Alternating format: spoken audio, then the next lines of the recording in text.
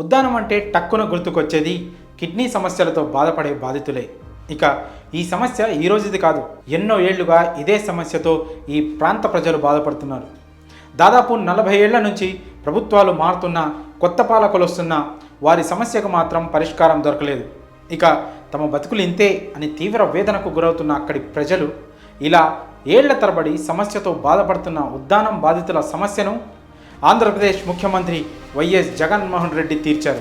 గురువారం ఆ ప్రాంతంలో వైఎస్ఆర్ సుజలధార సురక్షిత తాగునీటి ప్రాజెక్ట్ని సీఎం జగన్ ప్రారంభించారు.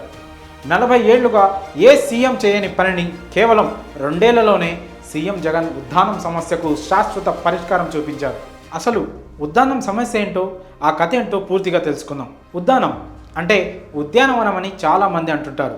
ఆ పేరుకు తగినట్లుగానే ఒకవైపు సముద్ర తీరం, మరోవైపు కొబ్బరి, జీడి మామిడి, పనస, మామిడి తోటలు ఉన్నాయి.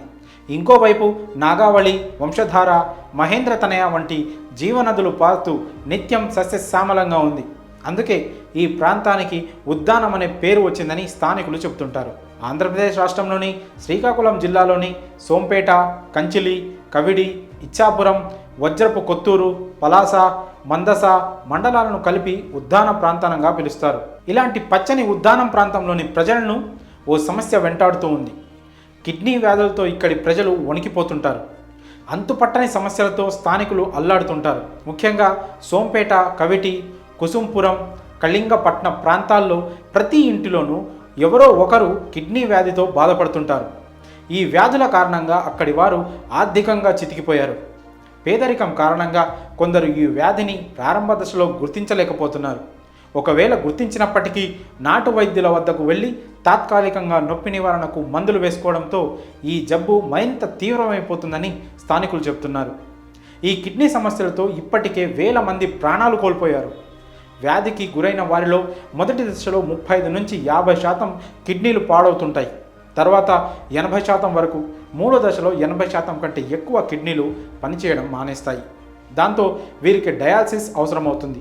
ఈ వ్యాధికి కారణం ఆ ప్రాంతంలో తాగే నీరు. కవిటి మండలం కుసుంపురం గ్రామం కొబ్బరి, జీడి మామిడి తోటలతో పచ్చగా కనిపిస్తుంది.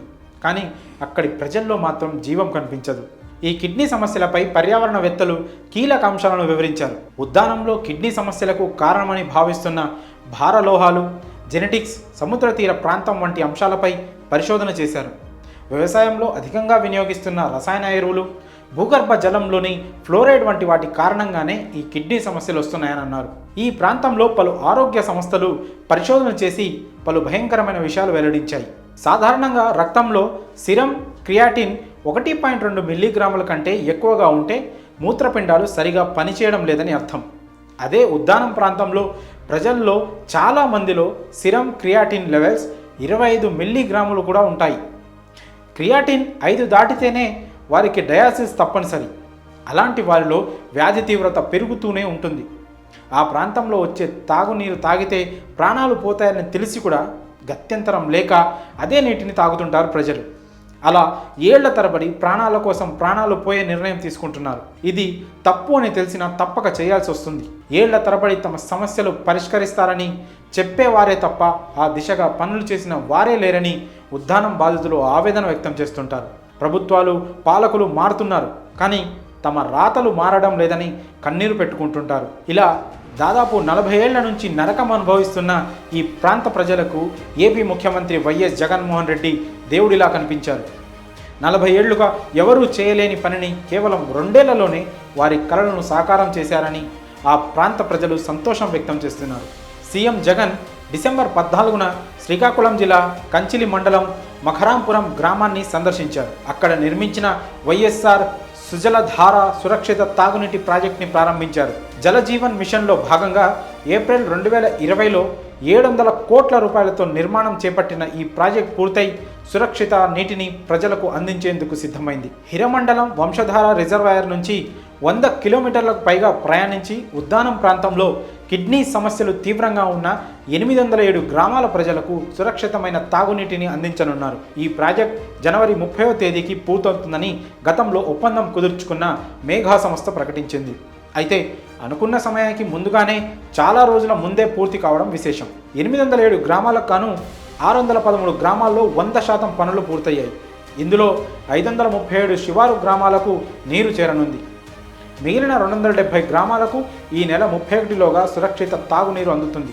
ఇక సీఎం జగన్ శ్రీకాకుళం పర్యటనలో భాగంగా పలాసలో kidney research centre, super speciality ఆసుపత్రిని ప్రారంభించారు. పలాసలో 85 కోట్ల వ్యయంతో డాక్టర్ వైఎస్ఆర్ కిడ్నీ రీసెర్చ్ 200 పడకల సూపర్ స్పెషాలిటీ ఆసుపత్రిని ప్రారంభించారు సీఎం జగన్. ఇండస్ట్రియల్ కారిడార్కు సీఎం జగన్ శంకుస్థాపన చేశారు. అలానే ఎచ్చర్లలోని బిఆర్ అంబేద్కర్ యూనివర్సిటీలో కొత్తగా నిర్మించిన వసతి భవనాన్ని వర్చువల్ పద్ధతిలో ప్రారంభించారు. ఉద్దానం ప్రాంతంలో కళ్ల ముందే కిడ్నీ సమస్య కనిపిస్తున్నా గతంలో ఎవరూ దీనికి పరిష్కారం చూపించడానికి సాహసించలేదు. అలాంటి పరిస్థితుల్లో జగన్ ప్రభుత్వం 785 కోట్ల భారీ వ్యయం చేసి మరీ ఉద్దానం వ్యాధిగ్రస్తుల సమస్యకు శాశ్వత పరిష్కారాన్ని చూపించింది. ఈ సమగ్ర సురక్షిత మంచినీటి పథకాన్ని సీఎం జగన్మోహన్ రెడ్డి చేతుల మీదుగా ప్రారంభం కావడంతో ఉద్దానం వాసుల చిరకాల స్వప్నం ఫలించినట్లయింది.